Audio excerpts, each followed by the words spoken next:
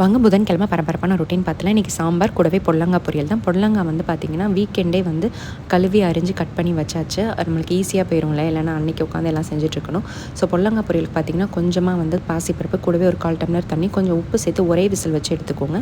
Morning பார்த்திங்கன்னா சப்பாத்தியில் வந்து ஒரு டிஃப்ரெண்ட்டான பிரேக்ஃபாஸ்ட் இன்றைக்கி பண்ண போகிறேன். ரொம்ப நல்ல ஹெல்த்தியானது. So பொடலங்காவும் ready ஆகிடுச்சிங்க. தேங்காய் பூ போட்டு இறக்கிட வேண்டியதான். அந்த சைட் சாதம் வெந்துட்டுருக்கு. சப்பாத்தி செஞ்சோம் இல்லையா, அதை கட் பண்ணி சைடில் எடுத்து வச்சுருக்கேன். இங்கே அது கூடவே பார்த்திங்கன்னா கேரட், பர்பிள் கேபேஜ் இருந்துச்சு, கொஞ்சமாக கேப்சிகம், தக்காளி இது எல்லாமே சேர்த்து நல்லா வதக்கிக்கோங்க. வெங்காயம் இருந்தாலும் சேர்த்துக்கலாம். நான் இன்றைக்கி வெங்காயம் சேர்க்கல, பர்பிள் கேபேஜ் போதும் அப்படின்ட்டு.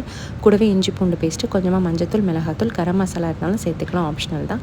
இது எல்லாமே சேர்த்து தண்ணி தெளித்து ஒரு 5 நிமிஷம் வதக்குனிங்க அப்படின்னா நல்லா க்ரன்ச்சியாக ரெடி ஆகிடும். ரொம்ப வேகக்கூடாது. இது கூடவே நான் கட் பண்ணி வச்சுருக்க சப்பாத்தி சேர்த்து ஒரு 5லேருந்து 7 நிமிஷம் நல்லா வந்து வதக்கிக்கோங்க. அந்த சூட்லேயே வந்து நல்லா வெந்துடும். அது கடைசியாக பார்த்திங்கன்னா கொத்தமல்லி தழை போட்டு இறக்கிட்டோம் அப்படின்னா சூப்பரான பிரேக்ஃபாஸ்ட் ரெடி ஆகிடும். என் பையன் வந்து சாப்பிட்டுட்டு செம்மையாக சக்கத்தாக இருந்துச்சுமா அப்படின்னு சொல்லியிருந்தா, இதை விட வேறு என்ன வேணும், நானும் ஆஃபீஸ் கிளம்பி போயிட்டேன். தேங்க்யூ.